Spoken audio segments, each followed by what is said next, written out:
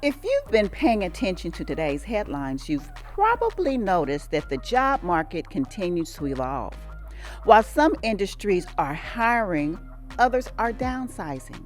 More people are exploring entrepreneurship, side businesses, and new ways to create financial stability for themselves and their families. But what if I told you there is an entire marketplace of opportunities that many small business owners never considered?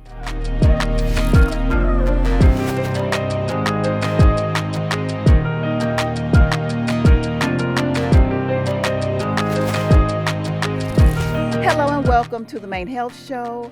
I am Stephanie Anderson, your host. Government agencies, hospitals, universities, and municipalities purchase billions of dollars in goods and services every year. The question is your business positioned to compete for those opportunities? That's exactly why today's conversation is so important. Joining us today is Miss Latifah Jackson, whose passion is connecting businesses with procurement opportunities and helping suppliers understand how to successfully navigate the world of contracting and supplier engagement. Now, let's learn more about our guest. Latifah Jackson is a seasoned procurement professional and passionate advocate for small, local, and veteran owned businesses with over 10 years of experience in Texas government procurement. She currently serves as Director of Vendor Engagement at University Health in San Antonio, Texas, where she educates local businesses on contract opportunity and helps internal teams effectively engage and how to do that with businesses and diverse vendors.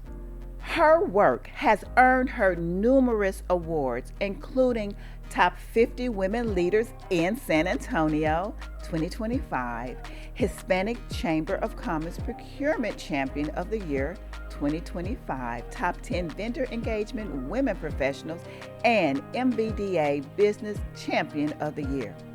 She is also a proud graduate of Leadership San Antonio Class of 49, and she holds multiple professional certifications and earned her BBA from Texas A&M University, Central Texas, and is currently pursuing her master's degree at Drexel University. Let us welcome Miss Latifah Jackson to the Main Health Show. Latifah, thank you so much for joining us here today. Thank you for having me. I'm so excited. I'm excited to have you, and I must share with the Main Health audience is that I recently got an opportunity to participate with you at the Black Business Forum where you were on the business panel and you were sharing your passion, and I thought it would be ideal to have you here today. No, thank you so much for having me. And you were an amazing moderator, so I know I'm in safe hands Oh, today. thank you. So we're just going to have a conversation that happens in front of a camera. I'm here for it. Okay, great. One of the questions I wanted to ask is government contracting sounds so intimidating Yeah. to many entrepreneurs. What's the biggest misconception small business owners have about that and doing business with government agencies? And what do you wish that everyone understood about the process? I think people see the RFPs or the documentation that comes out. And I admit, I used to be the one who wrote it, those 100-page RFPs. It's intimidating if you've never seen it before. And I think they see it and they automatically think, I don't qualify. They do qualify. A lot of the information in those RFPs is copy and paste, just our generic information. If you take it one bite at a time, I think they'll be able to see, oh, I do qualify. Oh, I am capable, which a lot of them are. The paperwork just trips them up a little bit. But there's also resources out there, such as myself, such as UTSA, SBDC, and others out there who will help them take those small chomps Yeah. out of those different RFPs or whatever they're responding to make it bite-sized and understandable for them. I love that because you're right. I mean, I've looked at some, and I've encouraged others to, but it can look so intimidating. But I'm glad that you pointed out that there are resources available, because this is the thing. The program is really designed for people to win. You don't Yes. have them out there just to have them out there. You're looking for qualified businesses to fill those open slots. So, of course, you're going to make it to where people can win, but it's all about taking that chance and seeing where you can fit in. Absolutely. And I think a lot of small businesses don't realize government agencies love small businesses. Yes, we work with the larger corporations, but we're not their number one client. So they're not rolling out the red carpet for us. For small businesses, we're usually their top client. And so when we're saying, hey, we need to pivot or do these things, they're agile enough and we're their top priority. So they're going to be able to work with us and grow with us as they're growing as well. That's great to know, Yeah. because when you do think of it, that really makes sense with more larger corporations and have large size of employees and stuff. They may be a little bit more rigid in how they do things. But I know as an entrepreneur that one of the contracts that I had, I was very I just love, first of all, I love the opportunity to be able to serve in that capacity. Yeah. But you're right that I really made sure that I took care of that, because that helped me to propel to other things. So Absolutely. it's good to know that you kind of favor small businesses. Yes, we have whole programs for them. I love it. So, Latifah, for someone watching today who says, I think my business could serve a government agency, what are the first 3 steps they should take before ever submitting a bid? I would say make sure all of your documentation, your legalese are in order. And that's meaning setting up, making sure your invoice system is up to par, making sure that your LLC or however you set up your businesses together, and making sure that they know their business. I think that's first step, because a lot of people, I said it at the conference, Yes, you they're did. hustling Yeah. and they're not in business. So making sure all of that is in order. And then I think the second thing is get some experience. I work for a health system. I'm sorry, you can't come to me and saying, hey, I started my business 3 days ago and I want a contract with you. So you need to have some of that experience behind you, because we're saving lives. We have zero room for error or delay. So I would say make sure their business is set up, make sure they have some experience, and do the research on the entity. I say talk to other entrepreneurs. They'll tell you the good and the bad. Some entities I've worked for, they aren't the small business friendly. They want what they want now, and actually they want it 3 days earlier and 20% off, right? And so they might not be the entity you want to work with. My entity, we're super friendly. We want to help. We understand small business. And so those might be more of the entities you want to work with, or some of the smaller ones. So you doing your research, you kind of know what you're getting to. Working with the government and different agencies is dating. Is this what you want for life, or you might want to take a second thought process? I So, love that analogy, because it is like like with any relationship, you're trying to see if it is a good fit. But you brought back something to my memory about, those who want it, but there's work behind it. There's nothing wrong with having a side hustle, because if you work that muscle, it can develop into something. So it's not like we don't want, because sometimes they bring ideas and ingenuity, Yes. because they're more flexible. So if you can kind of like encourage, what is it, because it's like, I don't qualify because of that, but what is it that they can do with that side hustle to sharpen, like iron sharpens iron? Yes. How can they do in order to qualify to be considered? I would say number one is experience, because we ask about that in everything. But I also say better your skill set. Take some of those free classes. I'll tell you, some of my construction guys, they can build me a house with their eyes closed. If I say, hey, you have to do an interview in order to get this solicitation with my C-suite, they'll freeze up. I don't like talking. Okay, so you need to go take on some that. speech classes, go to Toastmasters or something like that. If you know accounting, you need to know your books. You don't have to be the guru of finances, but you need to be able to look at a profit and loss statement and understand the pricing to make sure you're actually making money that can sustain your business. Take some of those free classes. Lift Fund gives those. There's so many resources out there, but you need to sharpen whatever you feel you're not strong in. And I know people don't like doing those internal SWOT analysis, because We never They're like to hear boring. the bad stuff, Yeah. right? Yeah. But it's the It's nec- truth. it's It's needed. Yeah, necessary. it is. It is. And that's the thing, because I'm an artist, and most people you say construction, depending on what it is, especially if it's something tactile dealing with your hands, Hmm. you really don't think about that business aspect of it, but it has to do with communication. People want to know that you can do more than the job because it's a relationship, Yeah. right? So you want to know that you can communicate effectively. And so I think that is great in order to encourage people Yeah. to build up on those, build that muscle up, build Yes. up on those things that you feel like that you're weak in. Absolutely. And I always say, like, even artists, people like, there's nothing we can do. We Oh my have gosh. so much art in our facility. We have a art curator. Yes. We're buying art. Anything you need to run a business plus some more is what the government is buying. I love that. That is so encouraging because Yeah. many people say, I mean, think about what I did. I'm soon retiring, but cranial prosthetics, Mm-hmm. being able to provide cranial prosthetics to our veterans. Yep. It took a contract. It took due diligence to be able to do, but it is doable. And a lot of people, oh, I just do hair. Nobody just does anything. Exactly. Nobody just, not everybody can do con, be a contractor, construction, or hair, or whatever your gift is, art. Yeah. So you just don't do anything, but it's possible that what you do could be used by the government.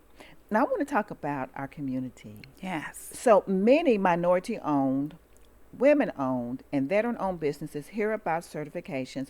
How important are those certifications really? And how can they open doors that might otherwise remain closed? I would say the certification process, being transparent with you, it is a process. Yeah. They ask you for a lot of that information, and it kind of goes back to that step one, making sure your paperwork's in order, because that's the paperwork they're going to ask you for. But you mean you've been in business 10 years and you don't have taxes? You got to submit like your last 2 to 3 years worth of taxes. However, when you go through that process, it's a third party certifying you. So it's not just, oh, Latifah says you're good. No, a third party did the due diligence and went through that. So that means you are certified. And that really means something for those for profit businesses. A lot of government agencies, when we're looking for people to do or businesses to do work with us, we'll go to a certification agency based off of their commodity codes, which is telling us what they do, and that's how we find them. If you haven't came to me already, but you're certified, I can go and find you. And, quickly I'll get on my soapbox. Make sure your email address and phone number is up to date. Please make sure your email address and phone number is up to date, because that's how we're going to get a hold of you. Through those certification agencies. Some of the government entities, they have goals, some projects, and it's not even just the government. Some of our private sectors have their own goals that they reach internally that they're looking for using minority, small, veteran-owned businesses. Yeah, And say that again, because they have to use certain demographics, Mm-hmm. woman owned, black owned, veteran owned. So they need to know that you're out there. Yeah. Yes. A lot of our partners out there, and if it wasn't one of my projects, they say they do it anyway, even in the private sector. So why not? If you qualify for something and it's free to get, why not get it? Yeah. It's another foot in the door somewhere else. Kind of off the subject, but kind of close, that when you said, and it is so important, and I preach this all the time, that my, I guess my profession is one that a lot of people do just cash. Mm-hmm. Even in cash, keep your records. Yes. Because when COVID came, there were a lot of people in my industry that had to shut down when we weren't able to work. And they weren't able to get the help from the government. Why? Because they couldn't prove their income. Yes. Things that you think you're cutting short getting by, it will bite you every time in the end. So I'm glad Mm-hmm. in this particular thing, yes, because I did the certification. I think I had 5. But the certifying agency, they got in my business, but I'm happy because I was able to, legitimacy is what you need. Yeah. If you're wanting to do business, you need to show that you are a legitimate business ready to play with the big boys. And I'll say this, would you want an architect to design your house who wasn't certified? Would you want somebody just to write their name on it and they're not a certified engineer? Yes, yes, This gives you that extra, we are who we say we are. yes. It does. It's more than just looking at reviews. Yes. But certifications do matter. So I wanted to ask, because you've worked extensively in supplier diversity, what qualities separate the businesses that win contracts from those that never seem to get past the application process? I would say the paperwork. Okay. Honestly, telling the Going back to that story. paperwork, Telling yes. the story. A lot of them will do yes or no answers. Yeah. But why not elaborate? I'm giving you the time to brag on yourself. Please brag on yourself. Putting a proposal together. I've taught in hundreds of classes over the years on how to put a proposal together. You're competing with some of these billion-dollar companies who have full-blown teams who do nothing but put proposals together. You can get on Canva and get you a free account. You can put your logo on your page. You can put pictures. You can get testimonials. You can do it. They're just counting themselves out without putting all the information in. It's like, you did a project just like this 3 years ago. You didn't put this in the proposal? Oh, well, I didn't. No, brag on yourself. Yeah. Have the audacity to brag on yourselves. Yeah, so this is the opportunity where you can't be modest. You're going to, especially if you've done those things, you're going to have to recall, get those recommendations and referrals where people are singing your praises. Yeah. And like you said before, I think the intimidation factor comes in, Latifah, because, I'm just a small business. And like you said, they're, billion-dollar businesses could be competing, and they got a team of people. But she's already shared there are some things that they're actually just looking for small business owners, and they're not necessarily. So you lose by not trying, right? Exactly. And even if you try, get a debrief afterwards. Ask them what was good about your proposal, what was bad about your proposal. And I'll tell you, I speak all over the country at conferences, and then I'll see my list of awards and everything I've done, right? And I'm like, oh, I did that. Oh, I forgot. To me, I'm just Latifah. I get up, put my pants on like everybody else. But when you hear that, it's a confidence boost. And so when you're putting your proposal together and you go back and look, I've accomplished all of this, I think it gives them that real like, oh, I can do this. Yeah. This is my job. Yes. I got this. Yes. And I think just keeping a record of everything you do, every project you complete, keep a little project folder, a little one-pager about the success of the project. I think that'll help as well. I do too. Like you said, Canva, you can get a free account and do a lot. There's so many different things that even AI is making it real easy for you to look, a certain way. So they're saying there's no excuse to not showing up. Yes. There's no excuse. So I guess I want to ask Latifah, if you could give one piece of advice to every entrepreneur who has dreamed of securing the first government contract but has been afraid to try, what would you tell them? One piece of advice? I got a whole list. Well, we got time for 2 or 3. I would tell them to honestly get up and try. Yeah. It's okay if you fail. It's okay if you don't get it. Just try at least one time and get that debrief to see what your lessons are learned during that process, the good, the bad. And that way you can improve the next time. Yes. It's always going to be a next time. It's not a now or never. It's always going to be a next time. So you have that time to improve. So just try it. Yeah. I love that. And I want to kind of piggyback on, there's always going to be a next time unless you don't try again. Mm-hmm. In business, I have fallen, but I had the audacity, the unmitigated gall to get back up. Yes. And when I did that, I started learning, like that debrief, it helps. What was good about it? What do I need to work on? We can't take things in business personally, but if you want to achieve, you have to have, you can't have a weak chin, but you have to be willing and coachable. Yes. coachability, and maybe you would want to kind of talk about, how, because like you said, there are agencies willing to train and to help, but you can't know it all. You Mm-mm. have to be coachable. Is that something that you would want to I would say expound I on? 100% agree with you. I've actually sat in debriefs with business owners. They didn't get the contract that they applied for. They walked away with a smaller contract just because they were coachable, because they were able to talk to my end users. They said, okay, I have a smaller project. Can you work on this within this threshold? And they're like, yes. And that comes back to that relationship we talked about earlier. Now they're being coached. They're showing their worth, their value, that they are capable. And now the team is liking them and they're offering them more things. Like I said earlier, you can always learn something. Yeah. Do that SWOT analysis on yourself. Do it on your business. Yeah. Eh, And while you was talking, I was thinking, I'm hearing every word you say, but one thing that's really stood out for me is it is about relationships. So even if your application looks spectacular, mhm, just like you said, the person who wasn't ready said, I don't talk in front of people, I'm mhm. not good. You really have to have a relationship, because some people can come across really good on paper, Yeah. but it's just that flow and that workability factor, not being able to do that is very important. So Yeah. I love that you shared that.